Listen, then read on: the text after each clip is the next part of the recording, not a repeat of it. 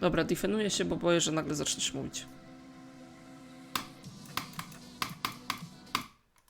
O, już nie musisz. Haha, haha. Mam taką ochotę się zabić. Przez czarną śnieżycę. Lawinę? No, blizzard.